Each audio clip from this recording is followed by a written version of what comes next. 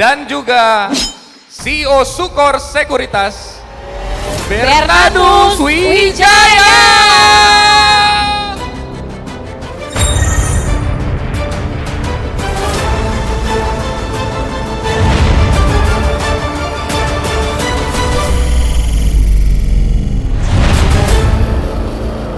Setiap mata tertuju, dipersilakan duduk.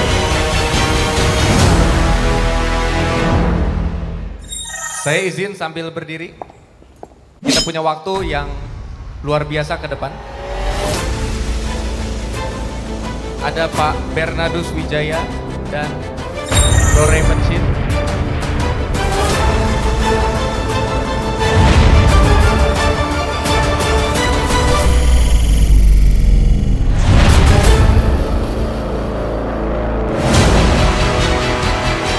Bumpernya sudah boleh, terima kasih. Karena kita sudah tidak sabar. Siapa yang sudah tidak sabar boleh kasih aplaus. Apa yang membuat Idea Cloud berbeda? Yang membuat Idea Cloud berbeda, sebelum sesi kita sudah ngobrol dan mempelajari satu sama lain cukup mendalam supaya dagingnya itu nggak perlu muter-muter nunggu dagingnya di 10 menit terakhir. Kita langsung to the point. Bentuknya kayak talk show, simple, santai. Nanti di akhir sesi kita akan berikan kesempatan 3 penanya tercepat yang mendatangi mic nanti di akhir sesi. Sekarang mari kita mulai. Saya tidak perlu memperkenalkan, tapi saya juga mau mendengar suaranya. Halo Bro Bernardus. Ya halo, selamat siang teman-teman IC Heroes, tepuk tangan semuanya. Kasih tepuk tangan semuanya. Luar biasa semangatnya dan mudah-mudahan acara pembukaan pada pagi hari bisa menambah motivasi dan semangat rekan-rekan sekalian untuk mulai berbisnis dan juga jangan lupa untuk menyisihkan dananya untuk berinvestasi. Memang public figure, gampang ngomongnya ya. Dan yang kedua adalah Bro Raymond Chin, silakan Bro. Tes. Halo semuanya, nama saya Raymond Chin. Hai. Nih acara keren banget ya, kayaknya salah satu acara dengan conference bisnis yang speakernya luar biasa, diinisiasi oleh founder yang luar biasa. Hopefully dengan sharing hari pertama, hari kedua kita bisa kasih manfaat buat pelaku pebisnis UMKM di Indonesia. Dan di sesi pertama kebetulan kita bakal ngomongin tentang investasi dan resilience soal keuangan. Oke. Dan di topik kita yang pertama kita akan bahas bagaimana rahasia investasi untuk menghasilkan uang yang bekerja untuk Anda. Saya mulai pertanyaan saya. Yang paling bikin saya penasaran. Sudah berkeluarga? Masih single? Sudah berkeluarga? Single. Single. Single. Ya, memang soalnya tadi dari panggung itu sambil ngeliat-ngeliat saya kira nyari siapa gitu loh. Oh nyari masa depannya.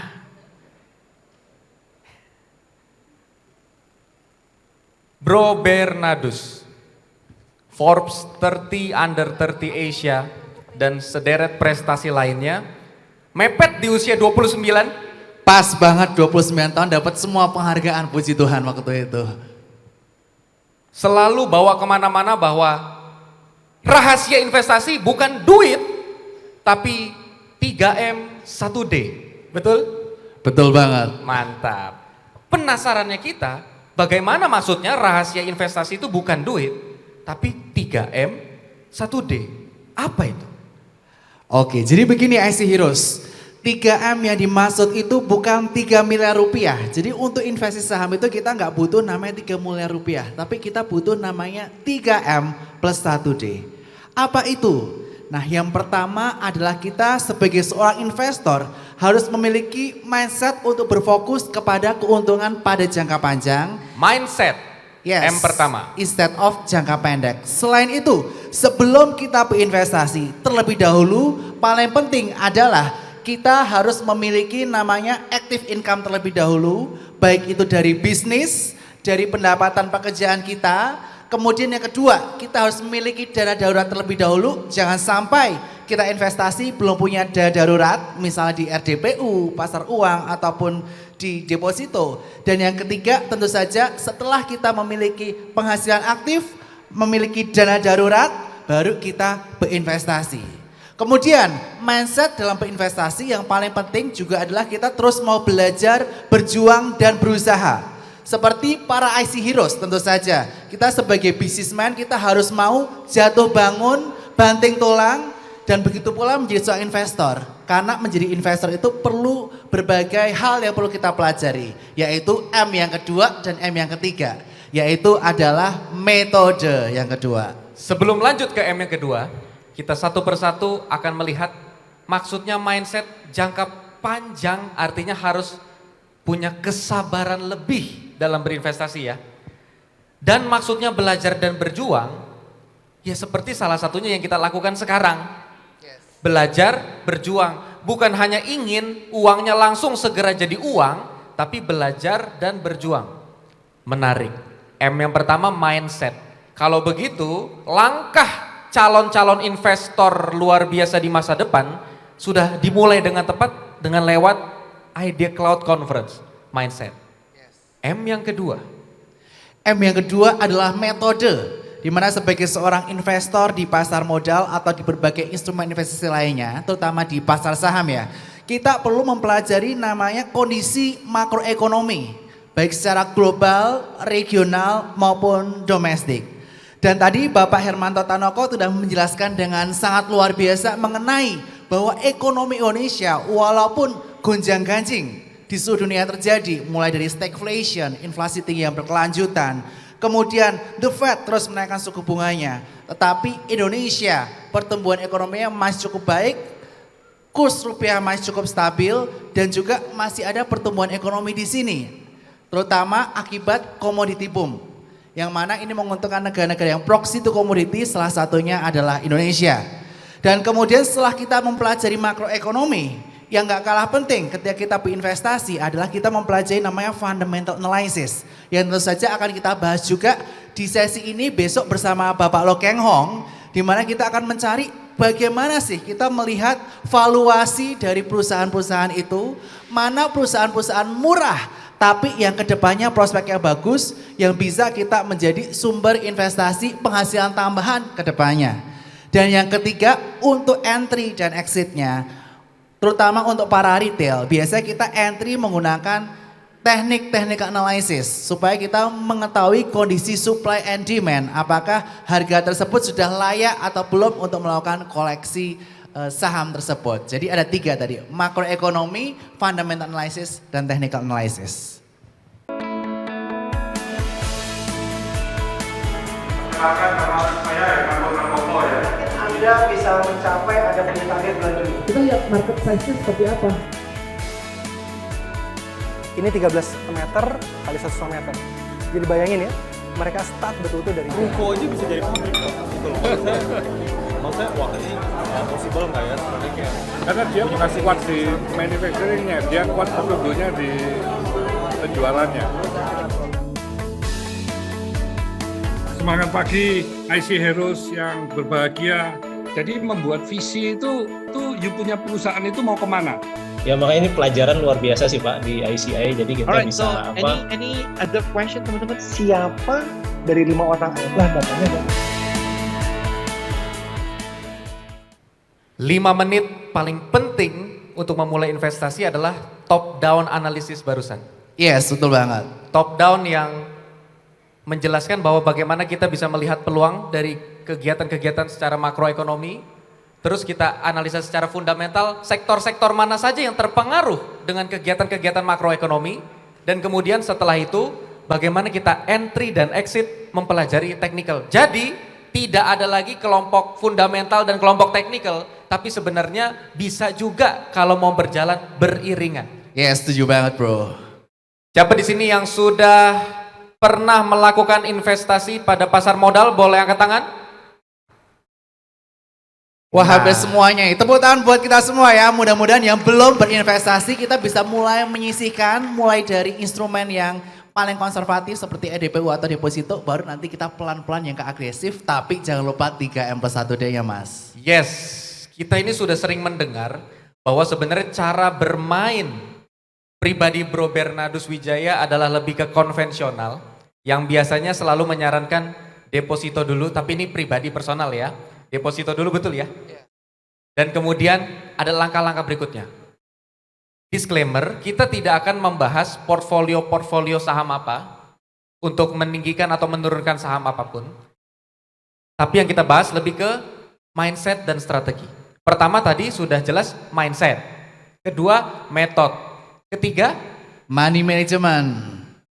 Jadi yang paling penting ini IC Heroes, ketika kita mulai melakukan investasi, money management itu penting banget. Supaya apa? Supaya ketika kita masuk ke pasar saham, mental kita tidak terganggu atau breakdown. Oleh karena itu sebelum masuk ke instrumen pasar saham, lebih baik kita memiliki pendapatan yang tetap terlebih dahulu. Kemudian yang kedua, kita udah memiliki dana darurat. Dan baru kita bisa masuk ke instrumen yang lebih agresif. Salah satunya adalah saham.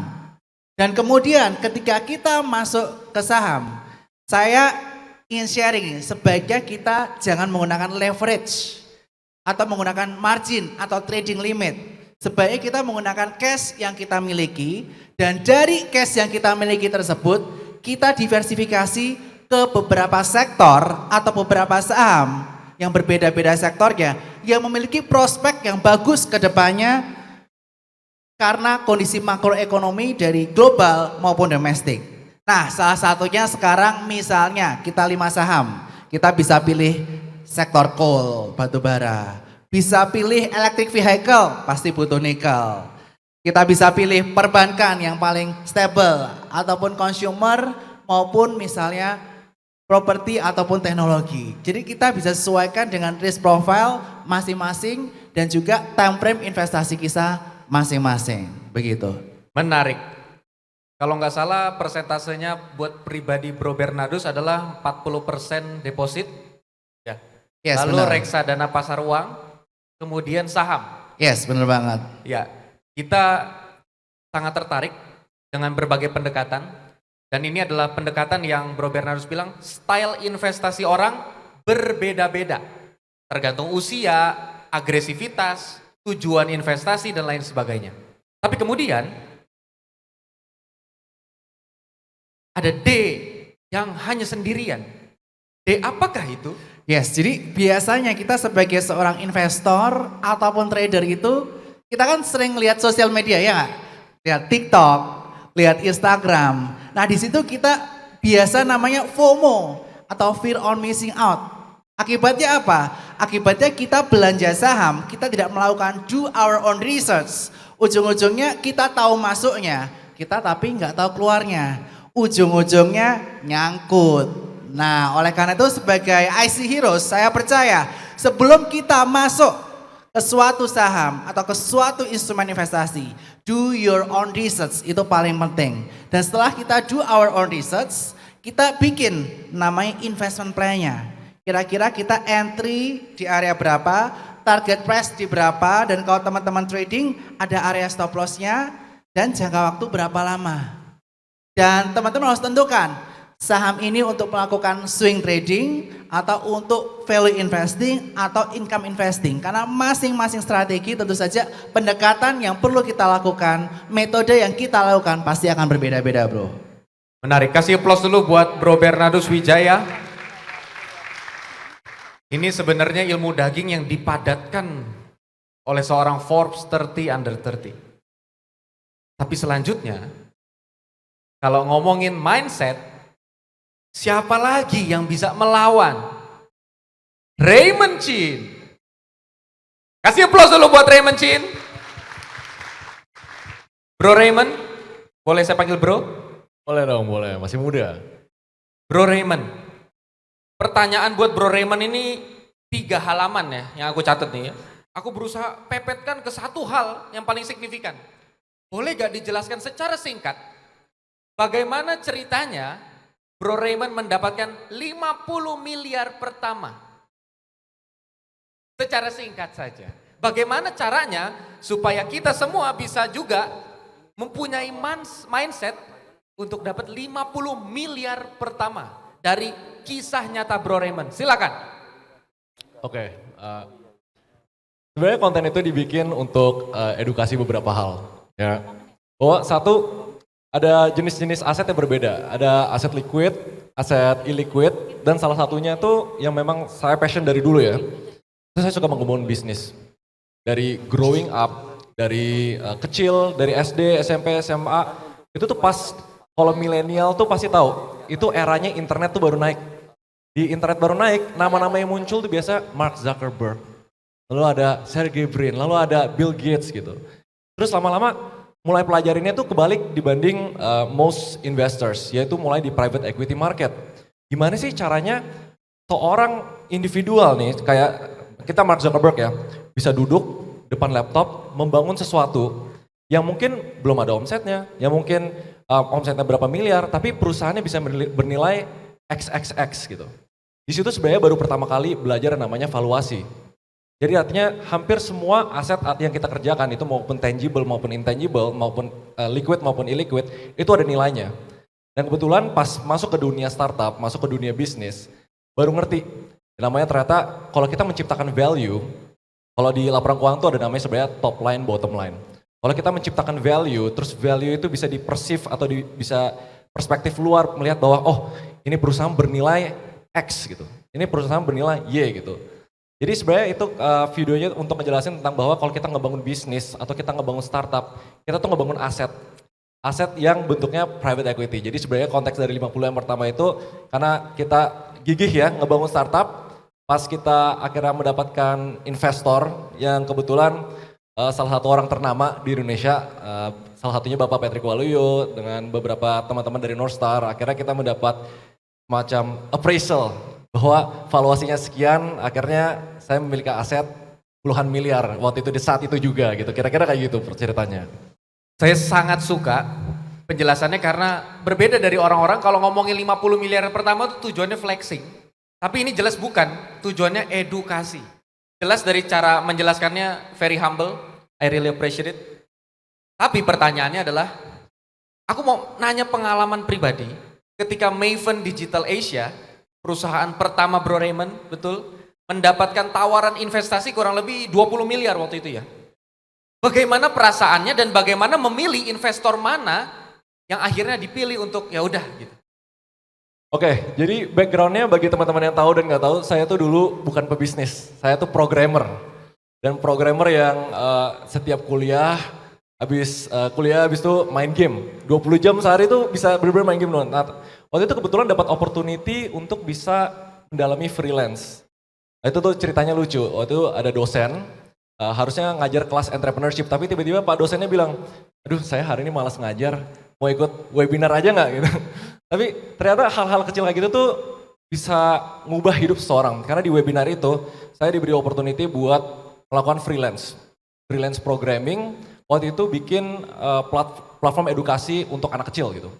Dari freelance itu lumayan tuh pas kuliah semester 4, semester 5 bisa berpenghasilan 30 juta per bulan. Dan waktu itu diliput, tapi project tuh nggak selamanya ada gitu misalnya. Jadi kita sama kayak navigasi di dunia bisnis dan investasi, kita harus tahu bahwa gak ada yang kayak pasti terus gitu. Akhirnya terbentuklah Maven. Maven Digital Asia adalah perusahaan digital agency dan IT consulting waktu itu. Dan sebenarnya 20 miliar itu konteksnya bukan investasi, tapi ditawarin untuk diakuisisi. Ya, jadi waktu itu ada satu perusahaan dari Jepang sempat mau masuk ke Indonesia. Dia mau ngebangun ekosistemnya dan lain-lain. Dan waktu itu juga baru belajar tuh, oh ternyata di dunia agency itu cara valuasinya pakai EBITDA multiple. Nah itu agak sedikit kompleks. Jadi kayak pas waktu itu agency memiliki profit sekian miliar dikali berapa berdasarkan industri standar dan waktu itu ditawarin untuk diakuisisi 20 miliar. Nah sebenarnya konteks ceritanya untuk perjalanan agency waktu itu tuh kayak gitu sampai bisa dapat penawaran 20 miliar. Tapi waktu itu saya tolak. Ditolak 20 miliar. Mungkin Yeah. karena di rekening bank ada ratusan miliar, betul ya? Gimana? Karena mungkin di rekening bank ada ratusan miliar, makanya 20 miliar ditolak. Waktu itu salah satu kriteria saat diakuisisi adalah lock up period dan nggak bisa melakukan apa-apa. Jadi sebenarnya ternyata ada TNC hal-hal kalau misalnya kita berbisnis, ada komitmen yang kita harus lakuin maupun kalau diakuisisi atau misalnya nggak diakuisisi gitu. Menarik. Artinya ketika mulai pertama kali bangun bisnis, justru sudah mulai pikir exit plan-nya mau kemana. Apakah mau di merger atau akuisisi, ataukah mungkin IPO, ataukah apa, tapi sudah ada exit plan-nya. Tapi jangankan 50 miliar, Seringkali orang kebanyakan berpikir, kalau yang kaya mah makin kaya, yang miskin mah makin miskin. Mereka punya poverty mindset. Penonton ada yang sudah jadi pebisnis, ada juga yang mungkin baru mau mulai berbisnis. Coba kita lihat ya. Di sini yang baru berencana mulai membangun bisnisnya, boleh angkat tangan? Oke, tidak terlalu banyak. Berarti rata-rata sudah terjun di dunia bisnis. Dan yang sudah terjun di dunia bisnis biasanya punya mindset yang mungkin keliru.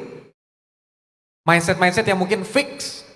Seperti apa sih kita ngelihat konteks tentang yang kaya itu kenapa bisa makin kaya, yang miskin makin miskin, apa sebenarnya mindset yang membedakan mereka? Dan apa itu sebenarnya kaya? Apakah tentang uang? Silakan bro.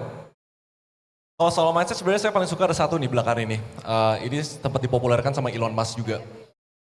Salah satu mindset yang menurut saya kurang terbentuk di entrepreneur muda atau investor muda itu wishful thinking. Wishful thinking itu mindset atau perspektif pikiran kita di mana kita mengharapkan sesuatu yang lebih indah untuk dibayangkan dibanding kita membuat keputusan berdasarkan data atau fakta yang ada. Dan itu jujur saya korbannya juga dulu. Pas ngebangun startup, ngebangun bisnis atau bahkan investasi, taruh di kripto, taruh di saham. Di belakang kepala kita bilang, kita yakin banget ini bakal naik sekian, bakal naik sekian. Itu sebenarnya bagus.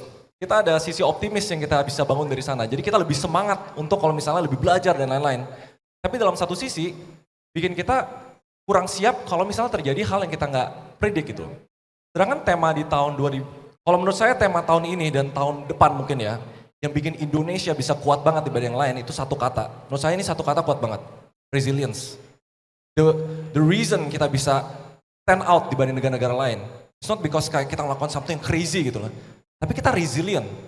Di saat kita ngebangun bisnis, kita investasi, terus kita lihat rugi, bisnisnya lagi tiba-tiba nggak banyak customer, resilience, grit itu yang bikin kita bisa terus jangka panjang. Karena with this economy right now yang ada banyak uncertainty, di mana kita ngelihat suku bunga bakal naik terus, inflasi kita nggak tahu kapan selesai. Pak Jokowi juga sempat mention 2023 bakal jadi tahun yang lebih serem misalnya gitu. Tapi saya punya pepatah juga soal mindset. Kita lebih baik punya mindset bersiap-siap menjadi warrior di tengah-tengah, yang ujung-ujungnya di tengah-tengah kebun. Dibanding kita jadi gardener di tengah-tengah perang. Jadi persiapan dan resilience itu menurut saya sekarang jauh lebih penting dibanding kita mikirin, kita mau apa. Always protect yourself first. Always know bahwa nggak semuanya itu bakal berjalan mulus. Kalau kita punya persiapan itu, baru ke depannya tuh kita bakal bisa ngelakuin jangka panjang. And business, investing, maupun apapun aset kelas itu, long term itu tuh gamenya.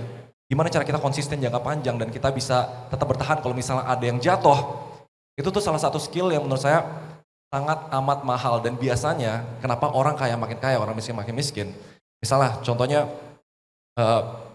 misalnya kalau terjadi housing crisis. Misalnya ternyata orang-orang yang selama ini invest di aset yang tiba-tiba jadi spekulasi karena orang taruh duit di sana dan terus tiba-tiba it crash gitu. Terus mereka nggak bisa bayar atau misalnya mereka terpaksa cut loss gitu, default gitu misalnya. At the end harga-harga itu diskon. In times of economy uncertainty, harga-harga tuh bakal banyak diskon banget. Tahun ini dan tahun depan itu mungkin bakal jadi salah satu tahun di mana ada generational wealth change yang bisa bikin orang miskin jadi orang kaya banget, orang kaya bisa jadi kaya, atau orang miskin jadi lebih miskin lagi. So sebenarnya kita harus lebih lihat situasinya dan menurut saya tema tahun ini dan tahun depan kalau soal mindset, look at one thing, resilience.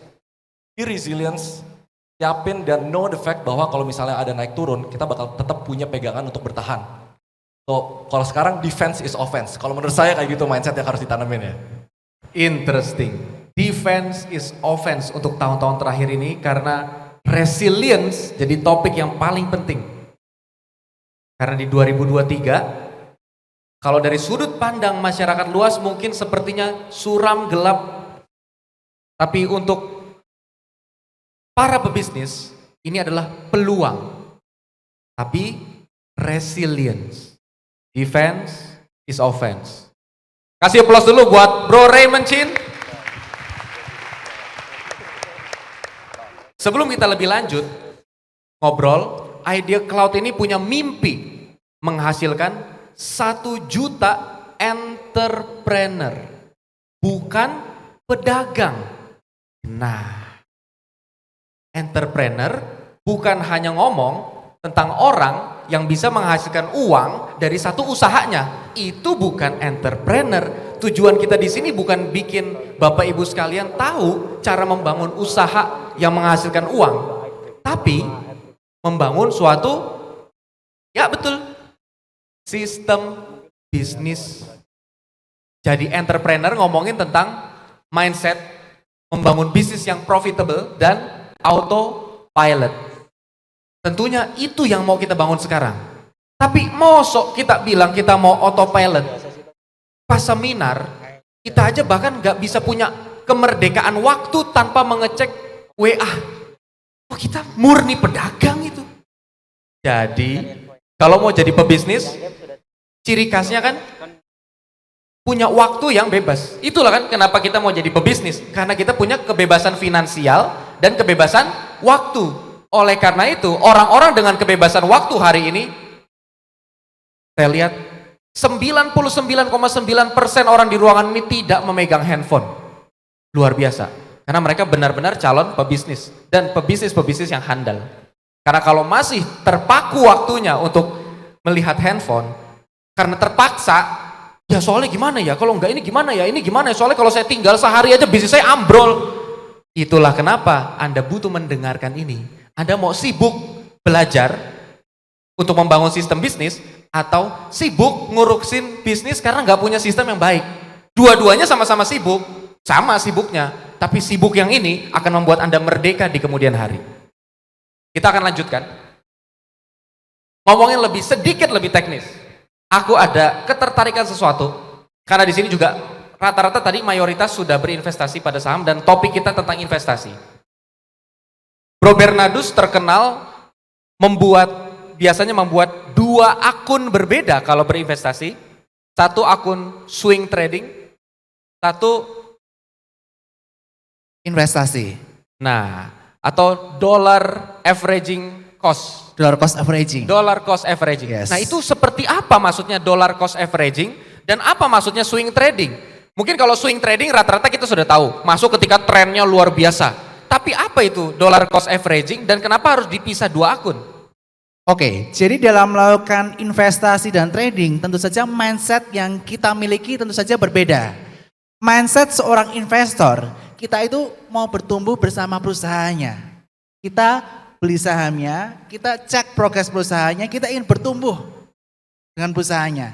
Semakin tinggi net profit yang dihasilkan, kemudian semakin tinggi dividen yang dibagikan, kita sebagai pemegang saham akan diuntungkan. Itu mindset seorang investor. Kita bertumbuh bersama dengan perusahaannya. Sedangkan trader, mindsetnya beda. Trader adalah mindset kita sebagai seorang pedagang. Kita beli waktu harga lagi murah-murahnya, lagi nggak ada yang mau beli. Tetapi udah mulai oversold, kita beli. Jual waktu udah jenuh yang mau beli. Itu konsep seorang trader. Nah, 2 strategi ini jelas memiliki mindset yang berbeda. 1 mau bertumbuh bersama, 1 flip flop, hanya pedagang. Oleh karena itu sebaiknya dibedakan menjadi 2 rekening supaya mindsetnya berbeda antara 2 rekening tersebut. Nah, untuk yang strategi dollar cost averaging, saat ini di bulan September Oktober saya selalu menyampaikan nih kepada rekan-rekan cuan troopers, nasabah Sukosekuitas, dari sini saya akan sampaikan teman-teman IC Heroes. Biasanya di bulan Mei dan bulan Oktober itu menjadi 2 titik IHSG berada di posisi terendah secara histori.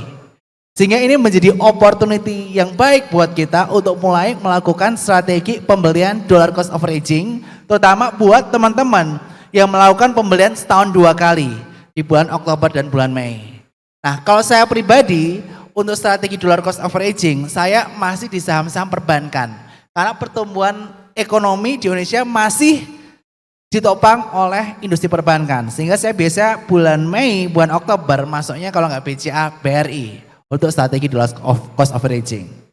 Nah, tetapi selain dari strategi dollar cost averaging, jangan lupa sebenarnya investasi itu ada beberapa strategi lainnya.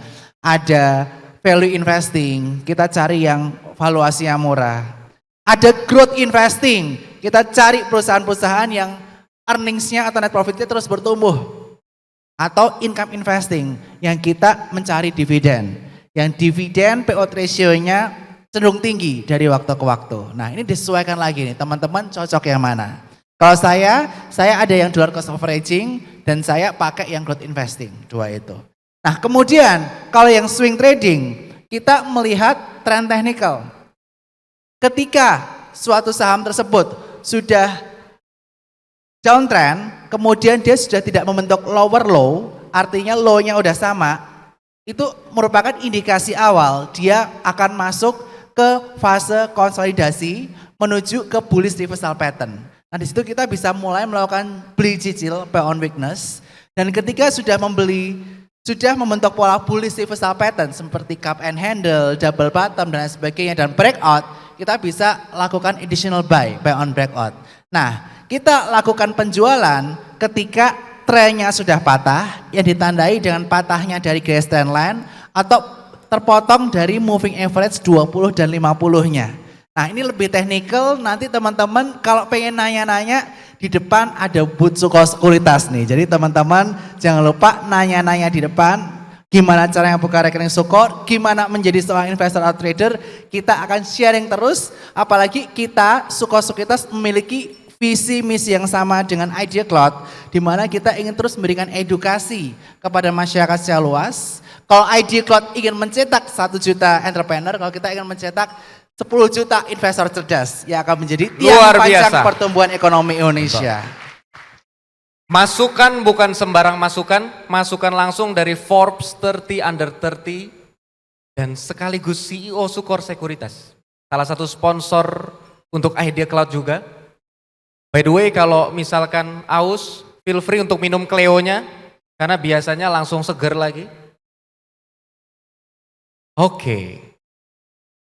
Bro Raymond Chin.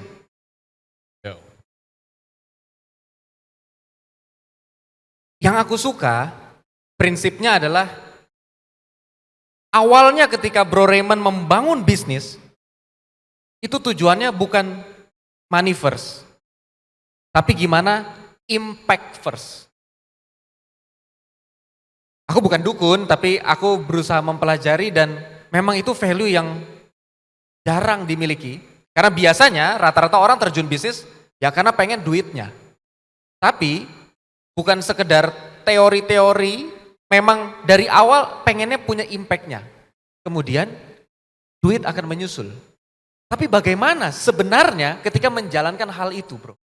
Karena ketika kita mau impact first, berarti kan kita bikin aturan perusahaan, sistem bisnis dan segala sesuatunya, fokusnya berarti kepada manusia dulu, kualitas.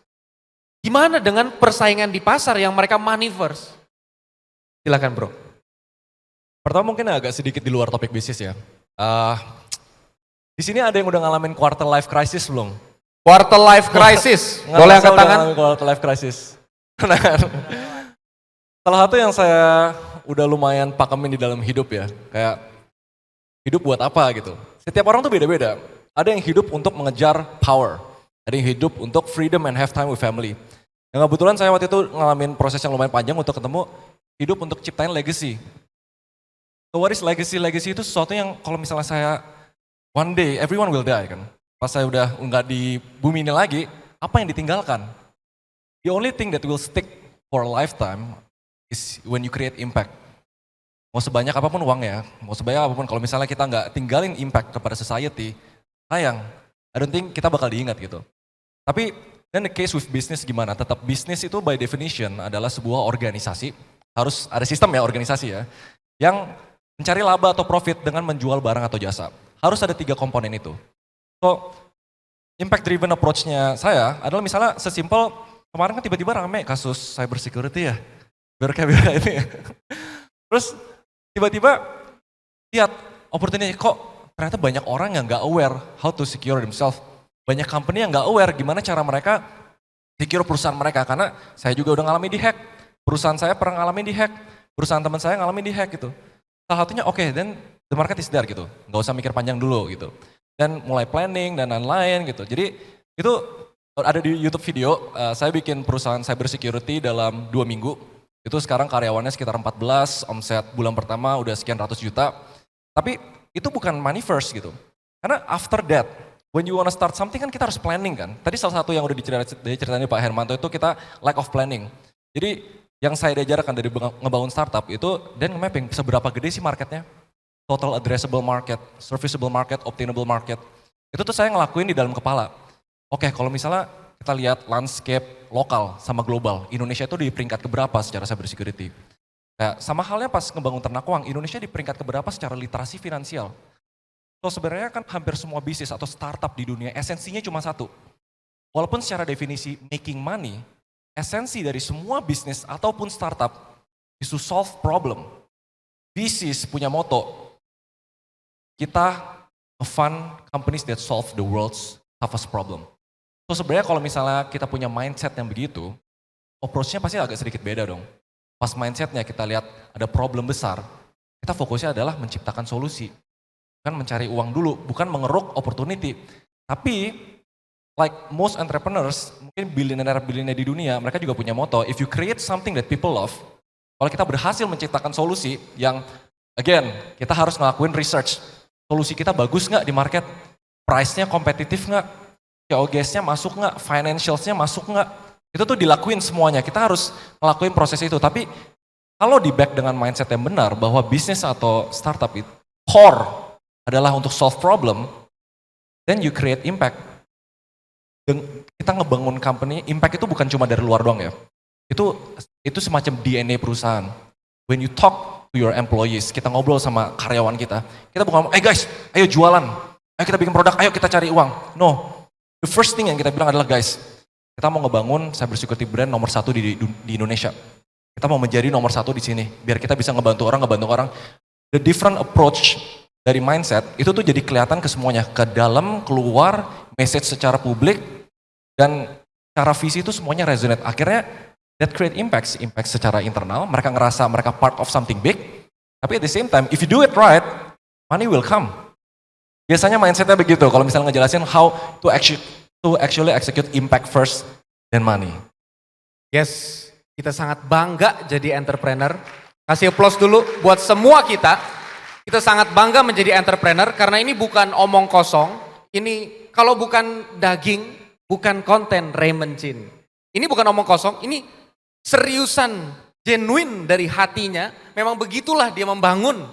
Dan memang begitulah seharusnya semua pebisnis melihat peluang.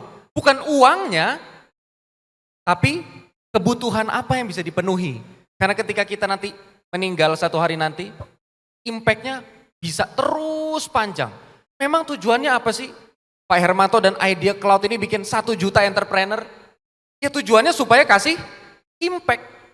Yang bukan tentang uangnya, tapi tentang pengaruhnya ke masyarakat yang signifikan. Teman-teman, rata-rata konferensi secara umum itu ngomongin skill set dan tool set. Padahal yang sebenarnya membedakan orang-orang yang ada di atas panggung ini bukan hanya sekedar skill set apa sih yang mereka miliki, keterampilan apa sih yang mereka miliki, saya mau pelajari dong, ajarin saya jurus-jurusnya dong, strategi G2-nya dong, atau tool set apa sih yang mereka pakai, gimana sih caranya, kok bisa tiba-tiba menunggangi tren, lagi ada terkenal hacker hacking, tiba-tiba bikin perusahaan cyber security 2 minggu langsung omsetnya ratusan juta sebulan, gimana dong alatnya kasih saya dong, tolong dong ada form atau sistem apa atau apa. Itu skill set dan tool set. Tapi permainan kita yang sebenarnya yang membuat orang-orang ada di sini adalah mindset. Mindset yang seringkali kita anggap omong kosong. Mindset gitu mah basi katanya. Pasti nggak jarang lah mendengar konsep-konsep mindset itu mah basi. Yang perlu saya tahu itu jurusnya. Buat apa punya 1000 jurus how to build business kalau why are you build business nggak kuat. Itulah kenapa di sini kita butuh fokus. Fokus itu sangat penting buat ngebangun mindset pebisnis. Tapi kalau ngomongin mindset, berarti kita ngomongin belajar. Belajar dan berjuang tadi kata Bro Bernardus. Kalau Bro Raymond memang benar-benar sudah kontennya itu edukasi, edukasi, edukasi. Bahkan seringkali kontennya sesuatu yang orang mungkin ngerasa, bro ini harusnya jangan di-share lah bro. Kalau lu share ini nanti semua orang jadi kaya. Betul ya? Karena yang di-share bukan cuma sekedar skill set, tool set. Kita tulisin nih jurus-jurus maju, silakan dibaca. Nggak bakal bisa ketiru karena nggak punya mindsetnya. Ngebentuk mindset, menurut Bro Raymond dulu, seberapa signifikan conference seperti Idea Cloud ini? Saya growing up teman-teman ngerasa nggak kayak sekarang Gen Z kayak kenapa kayak banyak yang lebih ambis, lebih tiba-tiba punya bisnis, punya apa gitu dibanding generasi sebelum-sebelumnya gitu. Karena basically satu, mereka terpapar ke informasi yang lebih banyak. Ya kan? Dan salah satu yang selalu, even saya sebenarnya punya impian dalam hati kecil ya, pengen bisa bikin kayak Idea Cloud kayak gini. Nah walaupun sekarang saya jadi part of the Idea Cloud, memang saya dari dulu tuh misi hidupnya pengen ngebangun entrepreneurship di Indonesia. So Idea Cloud tuh salah satu kayak yang, wah ini bisa jadi one very big movement. Soalnya kalau misalnya saya dulu pas mulai bisnis, bisa kayak expose sama event-event, mentor-mentor sama program-program kayak Idea Cloud. Mungkin saya mempercepat 3 tahun, mungkin saya mempercepat 4 tahun. Mempercepat waktu kesuksesannya itu. Ya, karena basically with business ya, kita nggak bisa benar-benar kayak belajar dari teori full atau misalnya belajar dari apa. Karena ada uncertainty atau misalnya kayak ketidakpastian yang cuma bisa di-share oleh orang yang actually punya pengalaman. With mentors, with orang, dan itu yang dilakuin sama Idea Cloud. Menurut saya sih ini sesuatu event yang keren banget. So, tepuk tangan dulu buat semuanya untuk kasih applause Idea Cloud hari ini. Buat semua kita.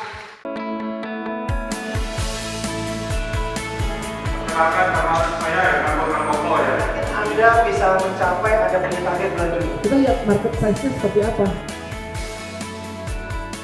Ini 13 meter kali 1,5 meter. Jadi bayangin ya, mereka start betul-betul dari Ruko aja bisa jadi publik kok. Gitu loh. Maksudnya wah ini possible nggak ya sebenarnya kayak. Karena dia bukan kuat di manufacturingnya, dia kuat sebetulnya di penjualannya. Semangat pagi IC Heroes yang berbahagia. Jadi membuat visi itu you punya perusahaan itu mau kemana?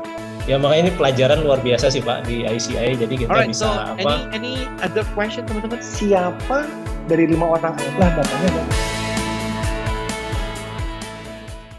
Thank you, ini penekanan yang luar biasa.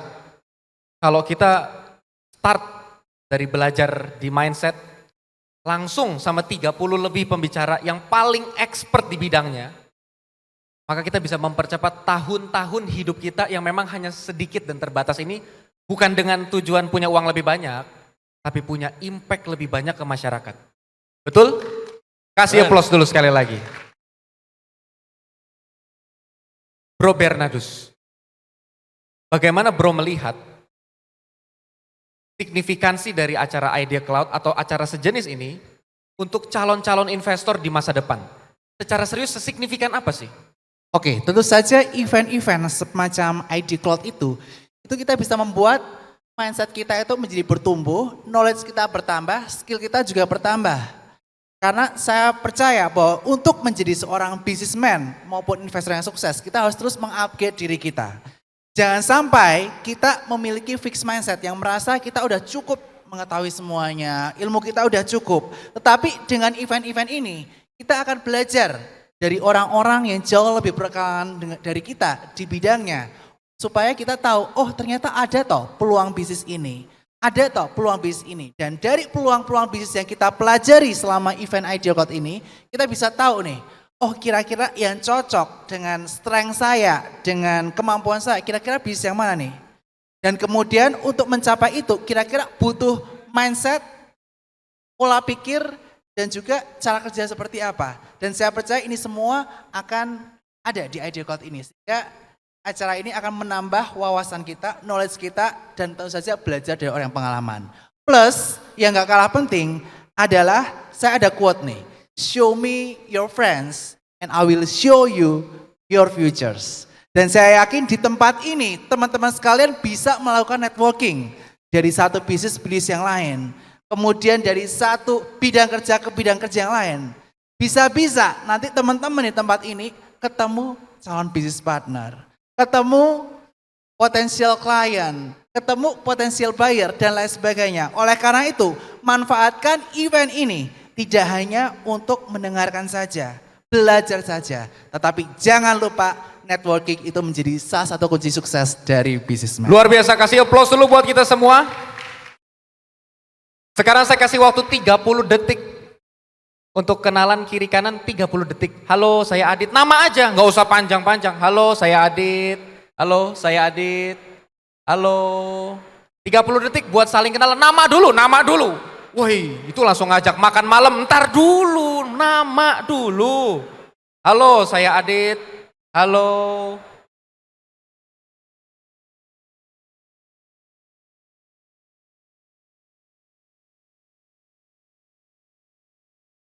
Oke, seru kan? Kalau dipancing sedikit mau kenalannya langsung ke depan gitu panjang ya. Nah, saya tahu ini memang tidak mudah menyelesaikan kalau orang sudah mulai ngobrol. Karena ini pasti happy, saya biarkan 5 detik lagi. Tapi sekarang kita lihat ke depan semua Bapak Ibu, ada apa itu? Ada 2 pembicara yang luar biasa. Sekarang kita kasih sekali lagi applause.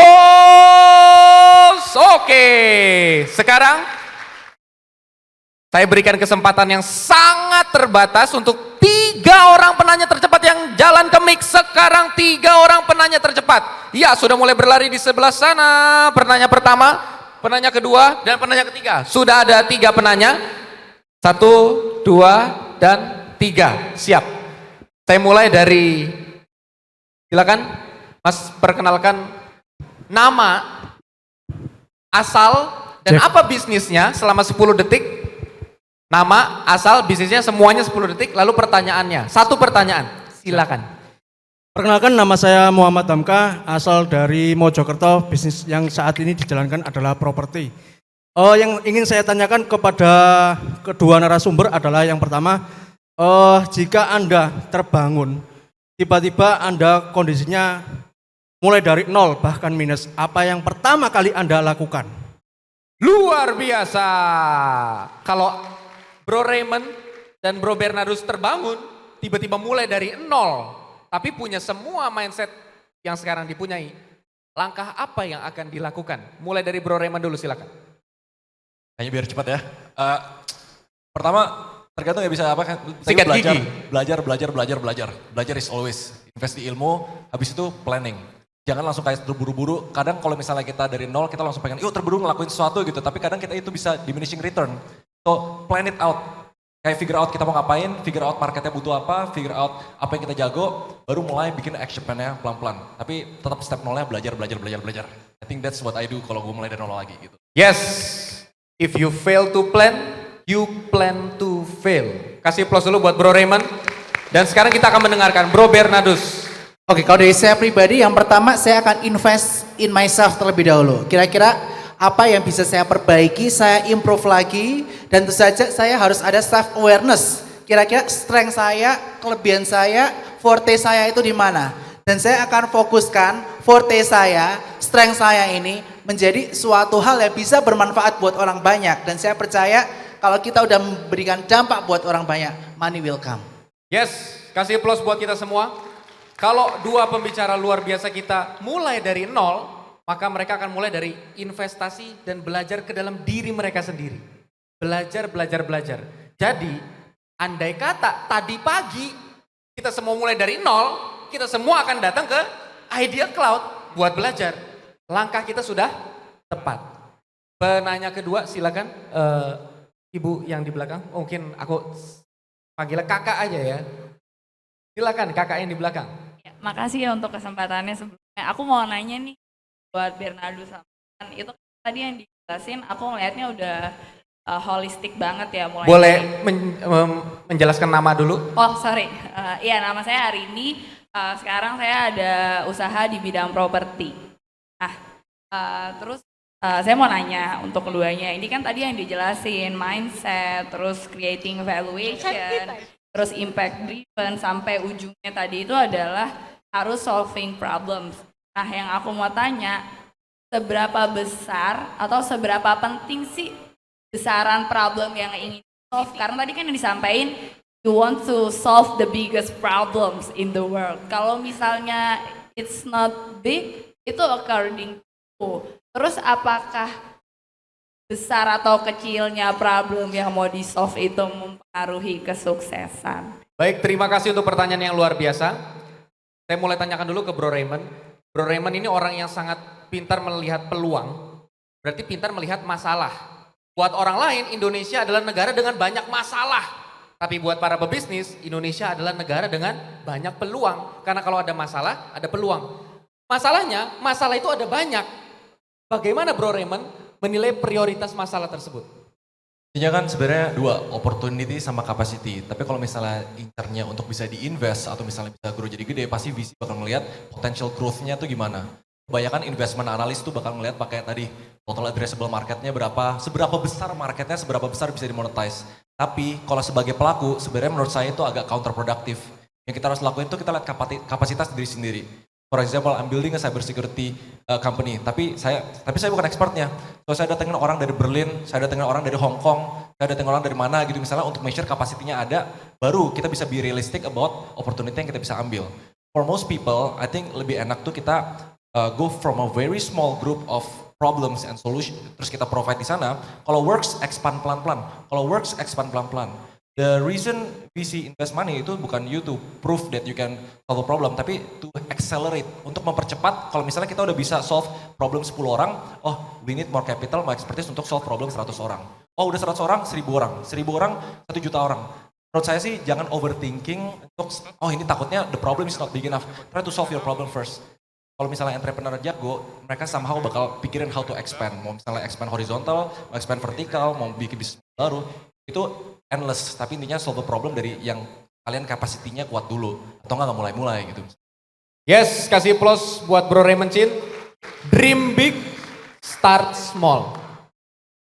Bro Bernardus, sebelum mulai, supaya melengkapi dari warna yang berbeda, ketika Bro melakukan top down analysis, kan akan melihat masalah-masalah di makro ekonomi.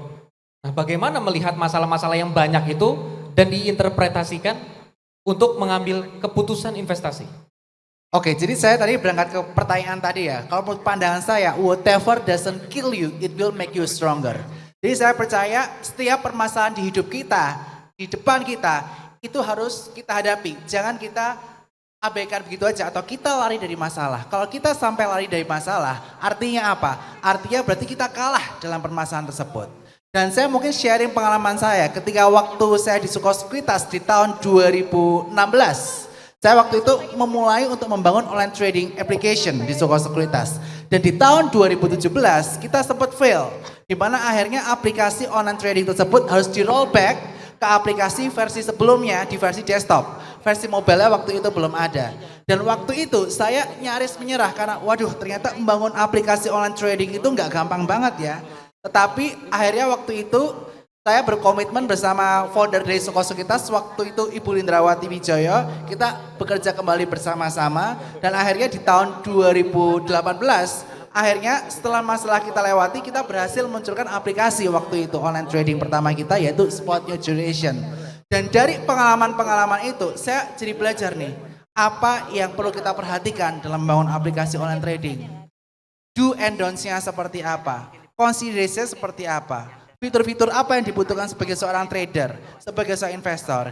Hingga akhirnya di tahun 2022 ini dari berbagai permasalahan yang telah saya lalui dari tahun 2016 lalu, akhirnya 17 Mei tahun 2002 kemarin aplikasi Spot by Sukosekuritas versi terbaru telah keluar. Nah ini menunjukkan apa? Produk yang sukses itu dibangun dari kegagalan demi kegagalan. Jadi jangan pernah kita menyerah atas permasalahan yang terjadi di hidup kita. Siap, salah satu triknya dari Bro Bernardus Wijaya, kasih applause dulu. Terima kasih buat pertanyaannya. Dan kita hanya punya kesempatan 3 penanya. Saya berikan kepada tadi Bapak yang ada di sana. Yang tercepat nanti kesempatannya bisa digunakan supaya waktunya tepat. Makanya nanti berarti pelajarannya adalah duduklah dekat mic atau berlarilah lebih cepat daripada orang yang duduk dekat mic. Silakan Bapak memperkenalkan diri. Halo, selamat siang. Kenalkan nama saya Ferry dari Bandung, latar belakang developer game. Dan pertanyaan saya kepada bagaimana pendapat Anda mengenai pasar kripto dan NFT sebagai sebuah instrumen investasi?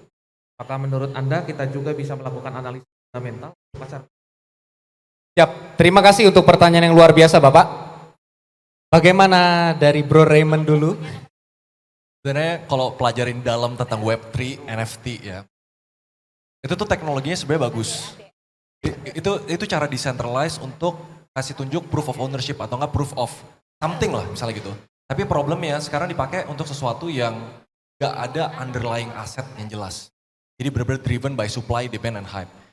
Kalau perspektif saya, kita harus lihat nih, nanti ke depannya menurut saya 95% project-project yang misalnya nggak memiliki fundamental yang kuat itu bakal mati.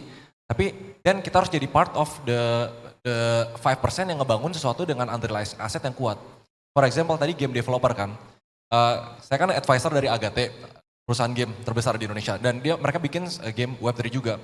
Saya langsung challenge ke CEO-nya, dibilang kayak gini, kamu jangan sampai bikin NFT yang gak ada underlying aset ya. Coba dong bikin tokenomics gimana. Coba kalau misalnya trade systemnya gimana. How do you value this item, how do you apa gitu misalnya.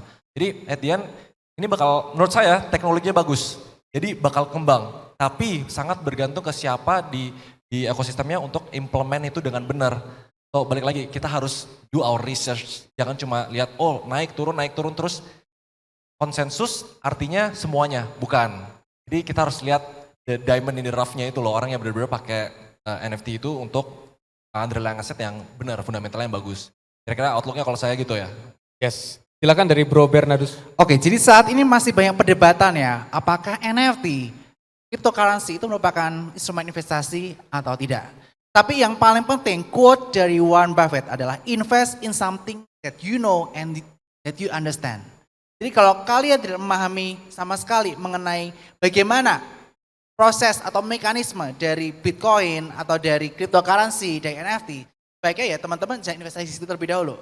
Dan kalau menurut pandangan saya, saat ini keterbukaan informasi yang ada di NFT, yang ada di cryptocurrency, belum segamblang, belum setelanjang yang ada di perusahaan-perusahaan terbuka yang ada di Bursa Efek Indonesia, di mana setiap adanya corporate action kita ada informasi, setiap ada penjualan saham atau pembelian saham di atas 5% kita tahu. Kemudian kita akan mengetahui juga bagaimana performance perusahaan, laporan keuangan secara lengkap, secara komprehensif tiap 3 bulan sekali. Yang mana di situ kita bisa menilai bagaimana performance perusahaan tersebut, apakah valuasinya masih layak atau tidak, kedepannya prospeknya seperti apa. Itu lebih bisa kita lakukan analisis secara terukur untuk investasi di instrumen pasar saham, baik secara fundamental maupun technical.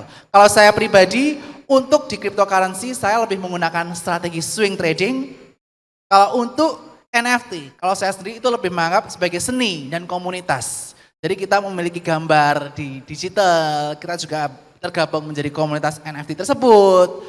Itu yang menjadi keuntungan dari NFT. Tapi kalau saya melihat itu instrumen investasi atau bukan, saya pribadi masih bukan. Seperti itu. Terima kasih. Dan berikan aplaus yang luar biasa. Sesi pertamanya aja daging khusus. Jadi sesi-sesi berikutnya pasti sama menariknya. Sekali lagi saya ucapkan terima kasih untuk Bro Raymond dan juga Bro Bernardus untuk waktu dan kesediaannya. Teman-teman, Bapak Ibu partisipan sekalian, kalau Bapak Ibu merasa saya pengen banget punya mindset seperti yang dibicarain tadi di depan. Saya butuh nih di mentor karena saya nggak bisa jalan sendirian. Idea Cloud menyediakan IC Incubator untuk benar-benar membuat perusahaan Bapak Ibu maju lewat permentoran yang serius. Tapi saya nggak akan cerita lebih panjang, nanti cari tahu sendiri di ideacloud.id/incubator. ideacloud.id/incubator. Sekali lagi saya ucapkan terima kasih, berikan aplaus yang luar biasa untuk Bro Raymond Chin dan Bro Bernardus Wijaya. Dipersilakan kembali ke tempatnya, terima kasih sekali lagi.